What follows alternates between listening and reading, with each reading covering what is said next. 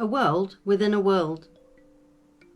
Currently, we are led to believe that they are trying to herd us into confined areas and smart cities, designed to keep us controlled within a controlled environment, taxing us per breath and movement in the not-so-distant future, being an obsessive and stalky parent-type jailer, but with a vampirish overtone, constantly wanting you to volunteer and comply of your own accord, handing yourself and your bloodline over for sacrifice, leading to there then being separate worlds within the world, which to a point we already have.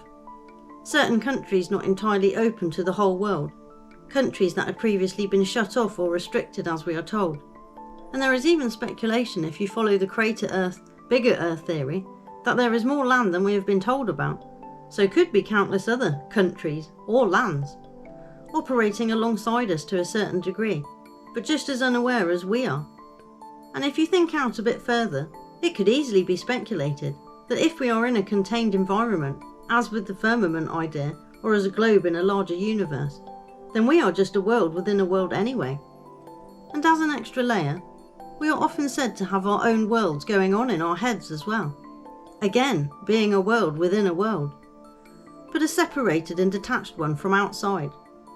So far, your thoughts and ideas and processes in mind are hidden from external view, and still seem to be quite the mystery, yet we function adequately. Perhaps we are also disconnected from something else too, something external to us and where we are. I sometimes give thought to what Oppenheimer said about being the destroyer of worlds, as many have, wondering what was truly meant by it. And what world was destroyed, if any? Ours? Another world? Or perhaps it was a connection to something that was broken, leading us down a dark path. Although, it is entirely possible we were always on that dark path, and have been prone to what we call the human condition for the longest time. There is another idea though. I guess I touched upon it in The Bit in Between and Cities in the Sky, of the idea that there are different levels, or realms perhaps above us and below us, that we are between worlds of sorts. Maybe that's why we have stories of purgatory, feeling as though we are trapped between the living and the dead somewhat, and maybe we are. The dead underneath us, and a different level of alive above perhaps. The underworld and heaven becoming the mythological fantasy versions of them.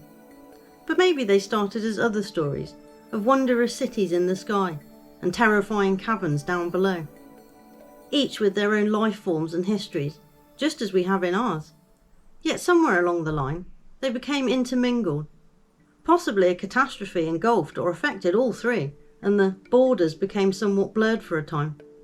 Or things that were never meant to be seen became visible, giving rise to new theories, ideas and speculations, just as we have these days.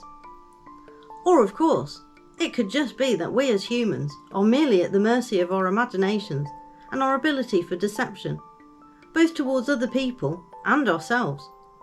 Makes it easy for our minds to find their way to mischief. But you never know. It may be within madness and mischief we find the answer. So I believe I shall keep looking.